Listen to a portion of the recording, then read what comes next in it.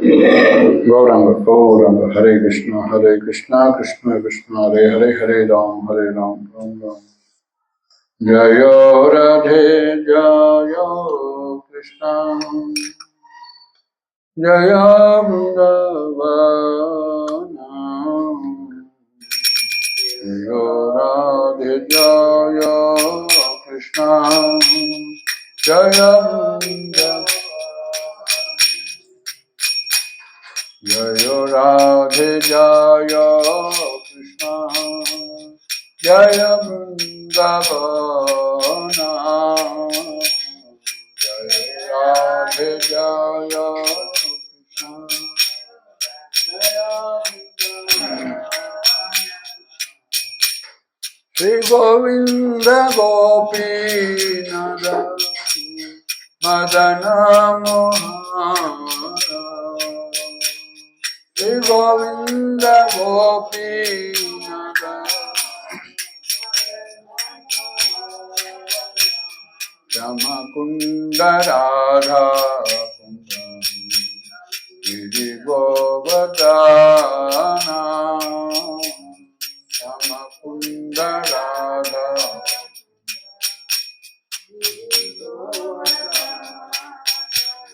Kalindi Yamuna Jayo Jayo Mahavana Kalindi Yamuna Jayo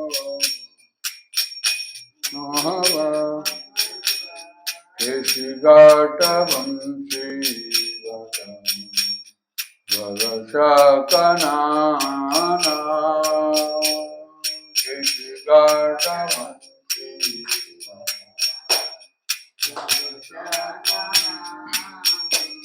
Yasa Balila Koilo Srinanda Nandana Yasa Balila Koilo Nandana Srinanda Yashoda Jaya Jaya Gopagana Srinanda Yashoda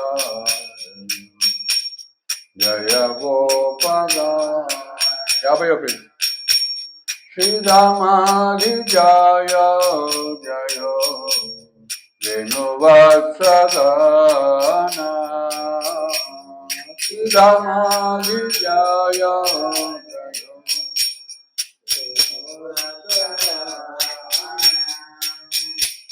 Jaya Vrishabhanu Jaya Ittidasundari Jaya Vrishabhanu Jaya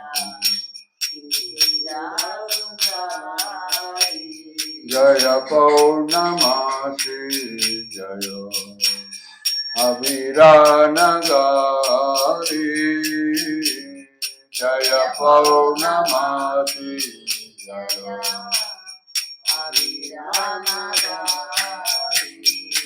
Jaya Jaya Jaya Gopishvara Vrindavana Maya Jaya Jaya Gopishvara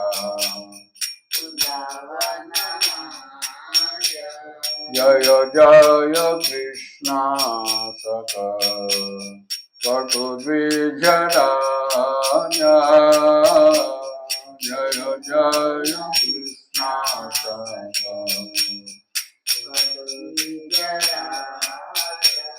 Jaya Rama Gata Jaya Rohini Nandana Jaya Rama Gata Jaya Jaya Jaya Vrindavana Vasujata Jana Jaya Jaya Vrindavana Vasujata Jaya Vijapati Jaya Nagakanyagana Jaya Vijapakshi Jaya Bhakti Tejara Pajo Govinda Charana Bhakti Tejara Pajo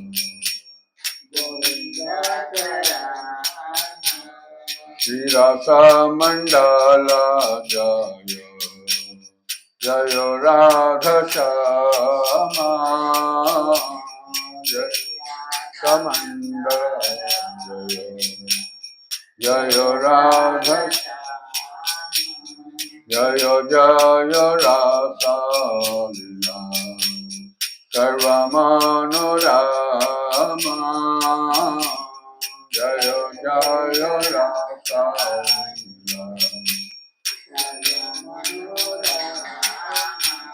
Jaya Jaya Jvala Rasa Sarva Rasa Sara Jaya Jaya Jvala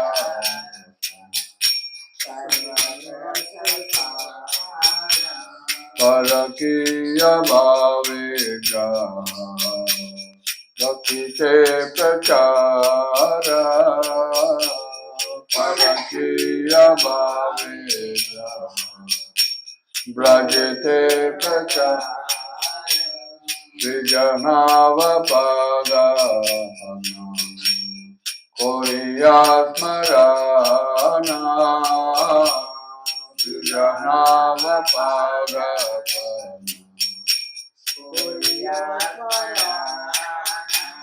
Dina Krishna Dasa Kore Nama Sankitana Dina Krishna Dasa Kore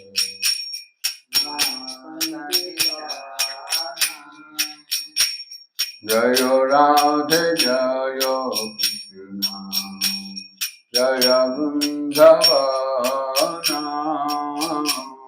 Jayo Radhe Jayo Krishna Shri Govinda Gopi Nada Madana Mohana Shri Govinda Gopi Nada Hare Krishna Krishna Krishna Hare Hare Hare Rama Rama Rama Hare Hare Hare Krishna Krishna Krishna Hare Hare Hare Rama Rama Rama Hare Krishna Krishna Krishna Hare Hare Hare Rama Rama Rama Hare Hare Hare Krishna Krishna Krishna Hare Hare Hare Rama Rama Rama Hare Krishna Krishna Krishna Hare Hare Hare Rama Rama Rama Hare Hare Hare Krishna Krishna Hare Hare Hare Rama Rama Rama Hare Hare Hare Krishna Krishna Krishna Hare Hare Hare Rama Rama Rama Hare Hare Hare Krishna Krishna Krishna Krishna Hare Hare Hare Rama Hare Rama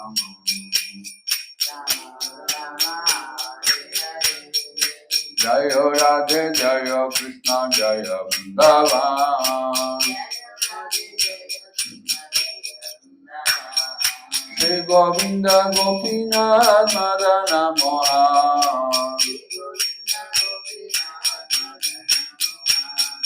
Hare Krishna Krishna Krishna Hare Hare Hare Ram Ram Ram Hare Hare Hare Krishna Krishna Krishna Hare Hare Jayo Radha Madhava Radha Madhava Radhe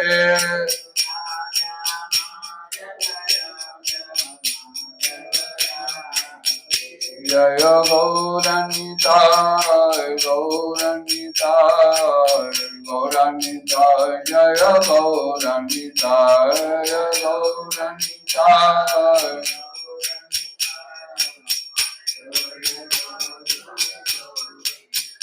Jaya Jaya Prabhupada Prabhupada Prabhupada Prabhupada Jaya Jaya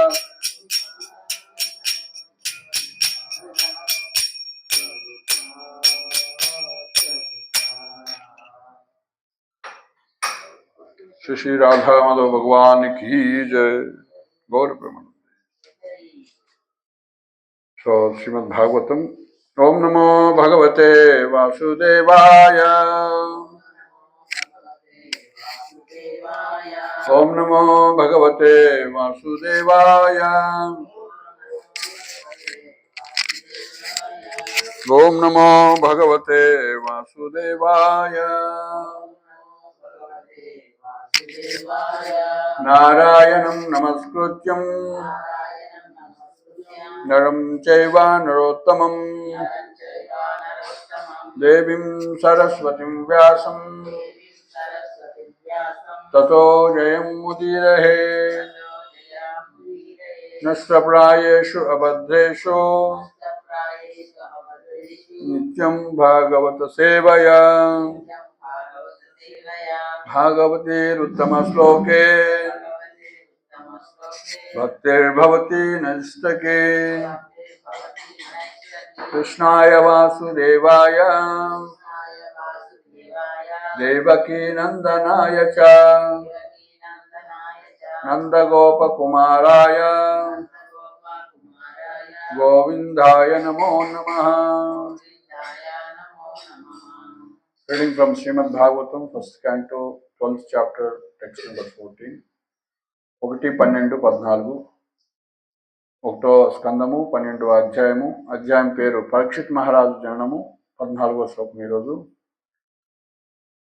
హిరణ్యం గాం మహీం గ్రామాన్ హస్తి Aswan నృపతి వరాన్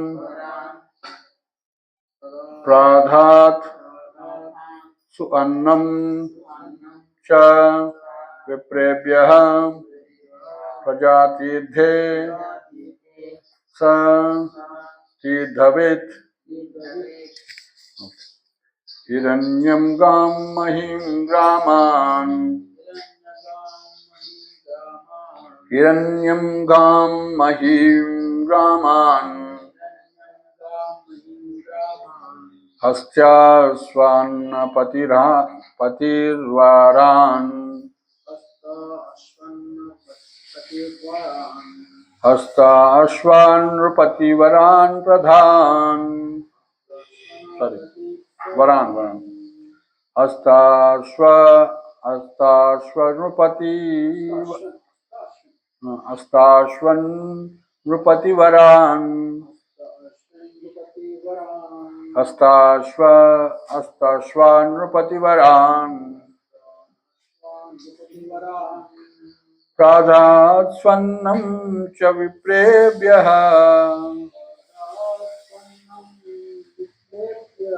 प्रादात् स्वन्नं च विप्रेभ्यः प्रजातिर्देशतीर्दवेत् प्रजातिर्देशतीर्दवेत् हिरण्यं महिं ग्रामान् हस्ताश्यान् नृपतिवरान् प्रादात्स्यन्नं च विप्रेभ्यः प्रजातिर्देशतीर्दवेत्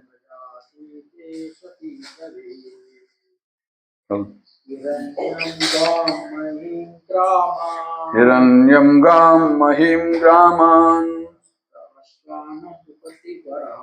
हस्ताश्वन्नृपतिवरान् प्रादात्स्यन्नं च विप्रेभ्यः प्रजातिर्देशतीर्दवेत्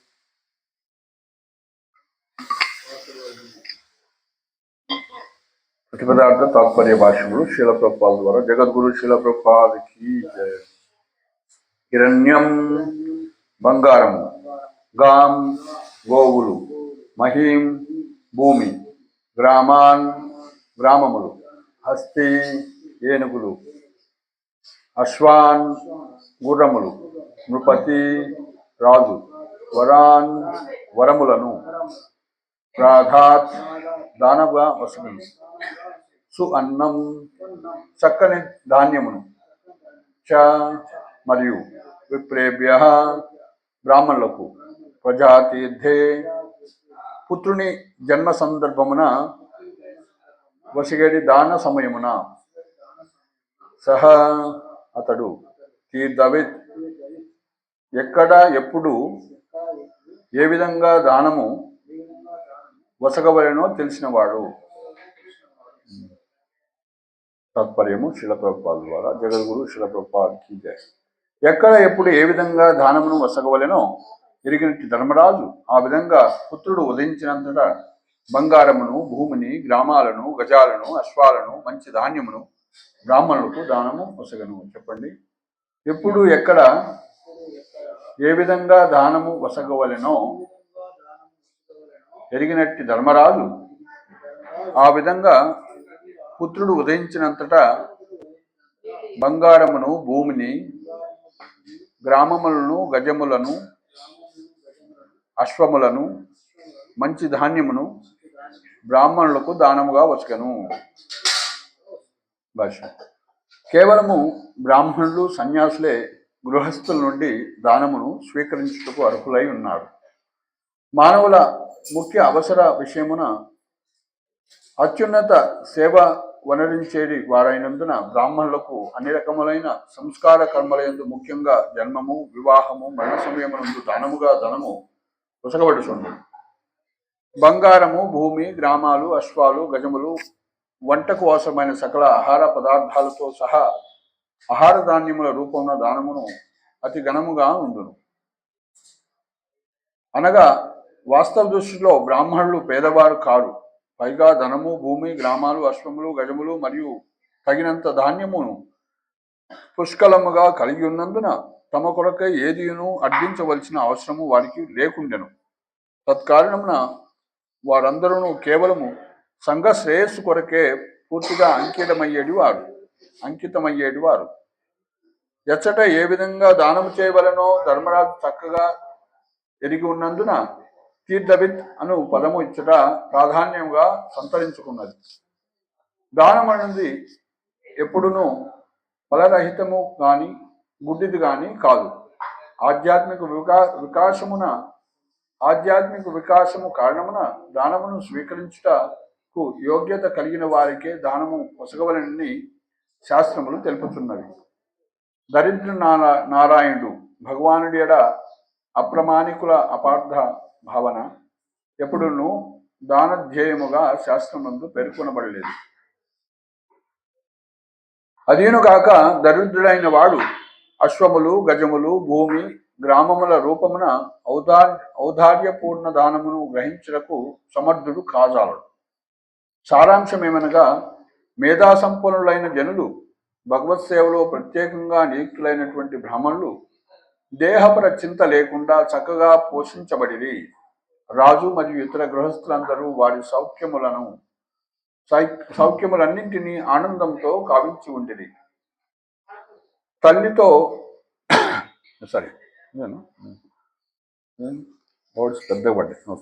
తల్లితో బొడ్డు తాడు ద్వారా కలిసి ఉన్నంత వరకు శిశువు తల్లి దేహముగానే భావించబడునని శాస్త్రము తెలుపుతున్నది.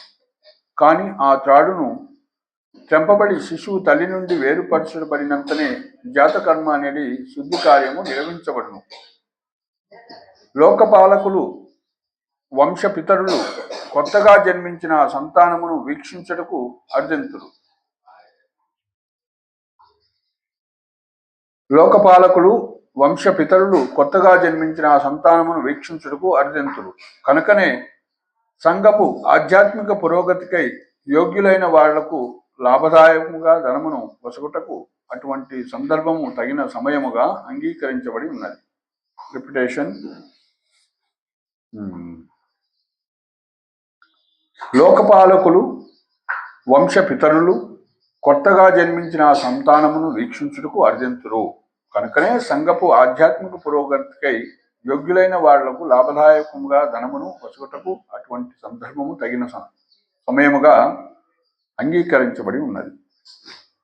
హరే కృష్ణ కృష్ణ కృష్ణ హరే హరే, హరే రామ రామ రామ హరే. ఓం అజ్ఞానతిమిరాంధస్య జ్ఞానాంజనాశలాకయా చక్షురున్మిలితం యేన తస్మై శ్రీ గురవే నమః. శ్రీ చైతన్యమనోభీష్టం స్థాపితం యేన భూతలే స్వయం రూపా తదామస్మి దదాతి సుపదాంతికం.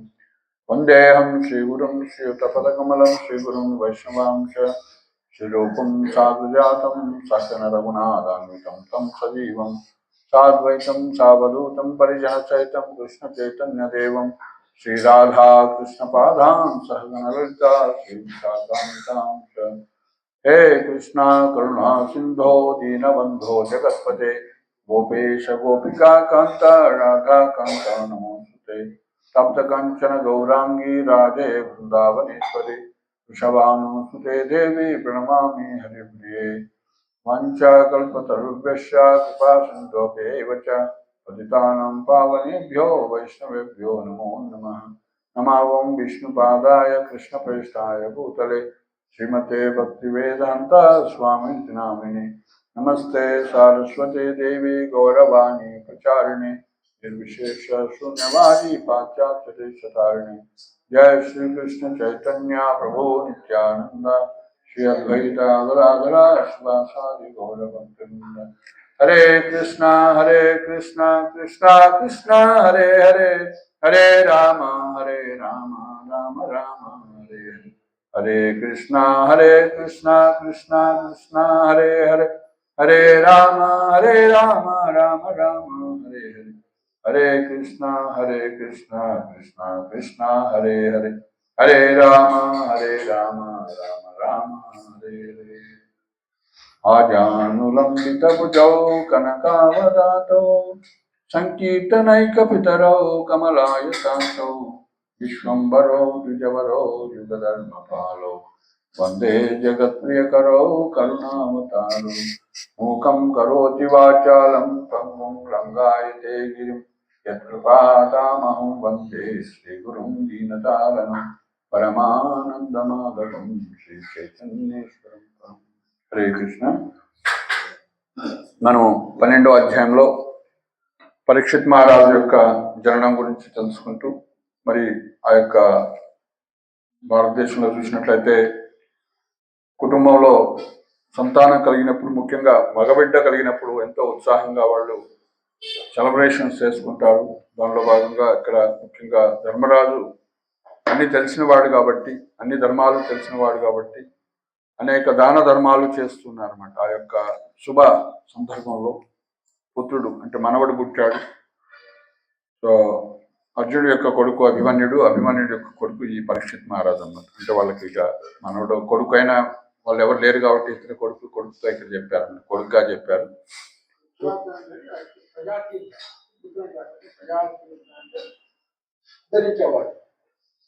పితృలను ఉద్ధరించు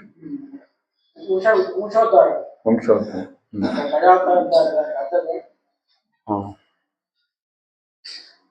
ప్రజాతీర్థాన్ తీర్థవిత్ అన్న లాస్ట్లో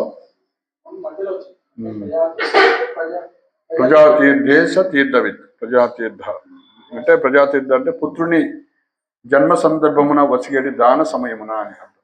ప్రజాతీర్థ అంటే అదే వారసుడు, వంశోద్ధారకుడు. సో వాళ్ళ వంశంలో ఎవరు లేరు కాబట్టి ఇంకా ఆ యొక్క 5 పాండవ పుత్రుల్ని అశ్వత్థామహర్య చంపాడు. అదేవిధంగా కాబట్టి ఇక వాళ్ళకి ఉన్నటువంటి ఒకే ఒక వంశాంకురం సో ఈయన కాబట్టి పరీక్షిత్ మహారాజు. సో వాళ్ళ కొడుకుగా ఇక్కడ చెప్తూ ఆ విధంగా మనవుడు కొడుకు వంశోద్ధారకుడు, వంశ అంకురం.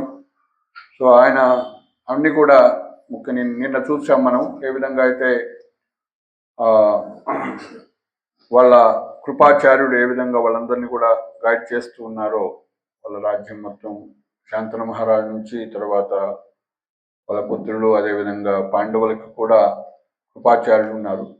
సో నిన్న మనం తెలుసుకున్నట్లు దౌమ్యుడు అదేవిధంగా కృపాచార్యుడు ఇద్దరు కలిసి ఈ యొక్క జాత సంస్కారాలు అన్ని కూడా నిర్వహిస్తూ ఉన్నారు. సో దానిలో భాగంగా ఇక్కడ మరి అట్లా పుత్రుడు పుట్టినప్పుడు సెలబ్రేషన్స్లో భాగంగా వాళ్ళు సో అనేక భూరి దానాలు అంటే అనేకమైనటువంటి దానాలు చేయాలని నిర్ణయించుకున్నారు. ముఖ్యంగా ఈ శ్లోకంలో చూసినట్లయితే ఎవరికి దానం చేయాలి, ఆ పాత్రత ఎవరికి ఉంది, ఈ విషయాలను కూడా ఇక్కడ ప్రభుపాదుల వారు తెలియజేస్తున్నారు. మరి దానం చేయటం ఎవరు చేయాలి, ఎప్పుడు చేయాలి అంటే ఇక్కడ ముఖ్యంగా దానం అనేది ఆధ్యాత్మిక ఉన్నతి కోసం చేయబడుతుంది అంటున్నారు.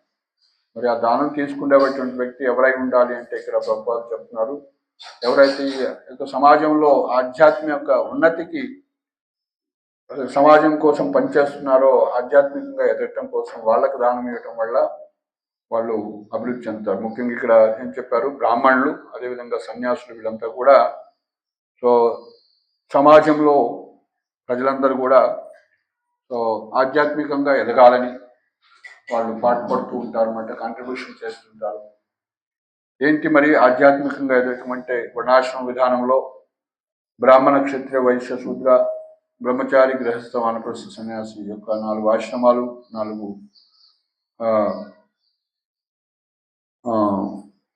ఏంటవి ఆశ్రమాలు మరియు వర్ణాలు, 4 వర్ణాలు ఉన్నాయి. ఆ వర్ణాలలో ముఖ్యంగా బ్రాహ్మణులు, అర్హత కలిగినటువంటి బ్రాహ్మణులు ఇంకా ఎదిగి సన్యాసి స్థితికి వస్తారు. సో ఆ విధంగా మరి వాళ్ళు ఏం చేస్తారయ్యా అంటే ఈ యొక్క బ్రహ్మచారిగా ఉన్నప్పుడు, వానప్రస్థగా ఉన్నప్పుడు, అదేవిధంగా సన్యాసిగా ఉన్నప్పుడు వాళ్ళు ముఖ్యంగా ఆధ్యాత్మిక చింతనలో, ఆధ్యాత్మిక కార్యక్రమాల్లో నిమగ్నమై ఉంటారు అన్నమాట. సో కాబట్టి గృహస్థులు సాధారణంగా అనేకమైనటువంటి అభివృద్ధి కార్యక్రమాల్లో నిమగ్నమై ఉంటారు. వాళ్ళు భగవంతుని మర్చిపోయేటువంటి అవకాశం అక్కడ ఎక్కువగా ఉంటుందన్నమాట. సో వాళ్ళని ఉద్ధరించడం కోసం, వాళ్ళకి భగవంతుని గుర్తు చేయటం కోసం ఈ యొక్క బ్రహ్మచారులు లేదా వానప్రస్థ సన్యాసులు లేదా ముఖ్యంగా బ్రహ్మచారులు సన్యాసులు, ఇంకా ముఖ్యంగా చెప్పాలంటే సన్యాసులు దేశ పర్యటన చేస్తూ వివిధ ప్రాంతాలకు తిరుగుతూ వాళ్ళు ఆ గృహస్థులకి కృష్ణ చైతన్యాన్ని పంచుతూ ఈ కృష్ణ చైతన్య కార్యక్రమాలను చేస్తుంటారు. అంటే భక్తి కార్యక్రమాలు, భగవంతుడితో సంబంధాన్ని ఏర్పాటు చేస్తారు.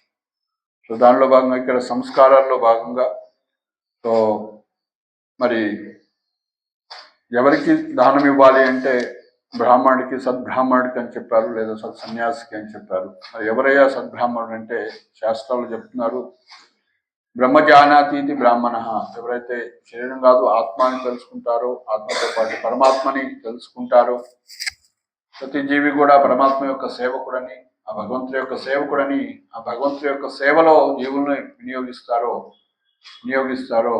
వాళ్ళని ఎంగేజ్ చేస్తారో వాళ్ళని సత్సన్యాసులు అని అంటారు, లేదా సద్బ్రాహ్మణులు అంటారు. కాబట్టి మనం ఆ యొక్క విష్ణువులోని భగవంతుడి యొక్క అంశం కాబట్టి సో ఇది మన కర్తవ్యం కాదు. కర్తవ్యం అంటే ఒక్కోసారి మనం దాన్ని వదిలిపెట్టవచ్చు, చేయొచ్చు, చేయకపోవచ్చు. ఇది కంపల్సరీ అనమాట. ఎందుకంటే భగవంతుడు అంశ కాబట్టి ఆ భగవంతుని సేవించడం ఆ జీవుడి యొక్క స్వరూపం అనమాట. ఆట్ టు బి సర్వ్డ్ అనమాట. సో కాబట్టి ఇది కంపల్సరీ కాబట్టి ఎట్లయితే మనకి చదువుకునేటప్పుడు ఆప్షనల్స్ ఉంటాయి, ఎన్నో సబ్జెక్ట్స్ ఉంటాయి. డ్యూటీ బౌండ్గా కాకుండా అది కంపల్సరీ అనమాట. కొన్ని సబ్జెక్ట్స్ ఉంటాయి కంపల్సరీ, వాటిని నువ్వు అవాయిడ్ చేయలేవు అన్నట్టు. సో ఆ విధంగా ప్రతి జీవి కూడా భగవంతుడి యొక్క అంశ కాబట్టి, భగవంతుడి యొక్క భాగం కాబట్టి ఆ యొక్క పరమాత్మని లేదా పూర్ణమైనటువంటి భగవంతుణ్ణి పూర్ణ పురుషోత్తముడైనటువంటి భగవంతుణ్ణి సేవిస్తేనే అది ఒక మీనింగ్ ఉంటుందన్నమాట. ఎట్లా అయితే చెయ్యి మొత్తం శరీరంలో భాగం అది కట్ చేసి బయట పడేస్తే దానికి ఎట్లా విలువ ఉండదో, ఈ ఆత్మ భగవంతుణ్ణి సేవించినట్లయితే సో దానికి ఏం విలువ ఉండదు, దాని ఎగ్జిస్టెన్స్ కూడా ఉండదు అన్నమాట. సో కాబట్టి ప్రతి ఆత్మ కూడా సో మరి బ్రాహ్మణులు ఏం చేస్తారంటే ఈ విధంగా పఠన్ పాఠన్ యజన్ దాన ప్రతిగ్రహణ, వాళ్ళు శాస్త్రాన్ని అధ్యయనం చేసి క్షుణ్ణంగా పాఠన్ ఇతరులకి యొక్క శాస్త్రాలను బోధిస్తూ ఉంటారు. ముఖ్యంగా వాళ్ళ యొక్క స్వరూప స్థితిని తెలియజేసే విధంగా, వాళ్ళని భక్తిలో వినియోగించే విధంగా, వాళ్ళ భక్తులు చేయటానికే వాళ్ళకి ఎంతో అవగాహన ఇవ్వాలి. అనేక మార్గాలు ఉన్నాయి. వాళ్ళని గృహస్థుల్ని లేదా సమాజంలోని వ్యక్తుల్ని భక్తిలోకి తీసుకురావాలంటే, సో భగవంతుడితో కనెక్ట్ చేయాలంటే అనేక మార్గాలు ఉన్నాయి.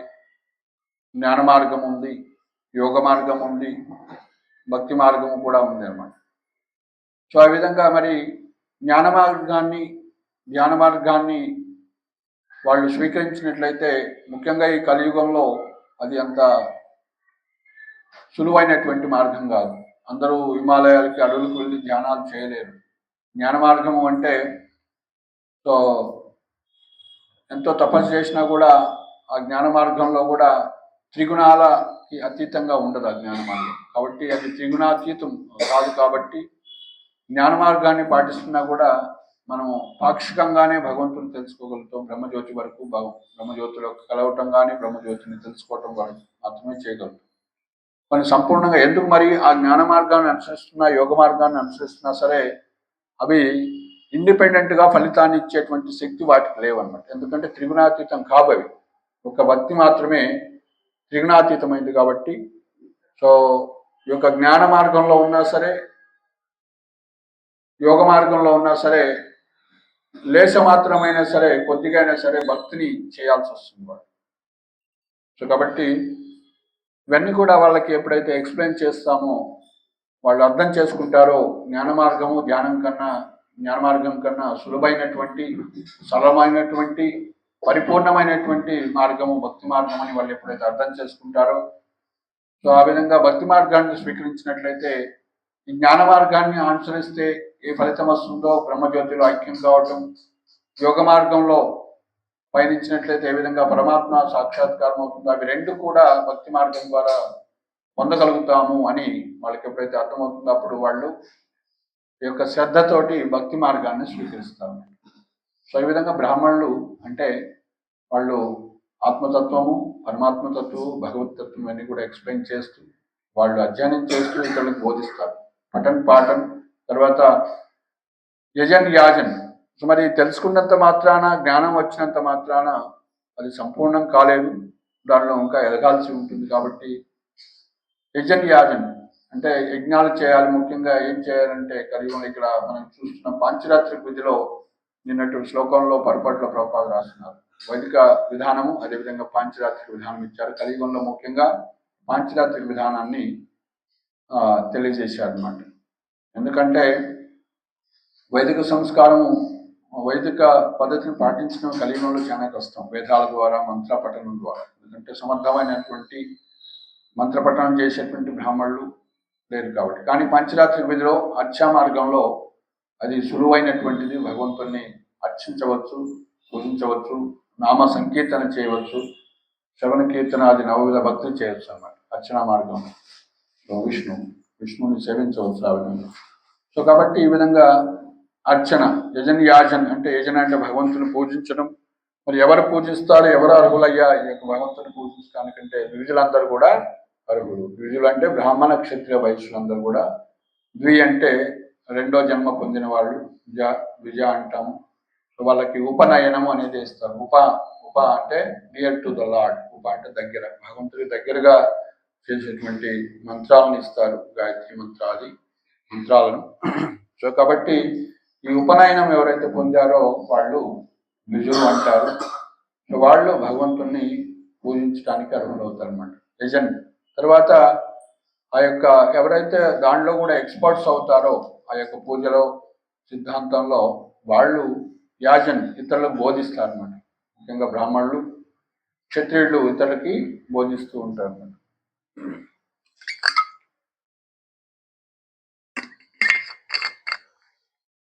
సో ఈ విధంగా బ్రాహ్మణులు యజన్ యాజన్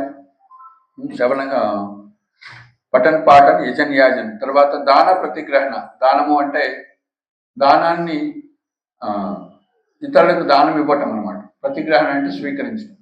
సో బ్రాహ్మణులు దానాన్ని స్వీకరించడమే కాకుండా ఆయన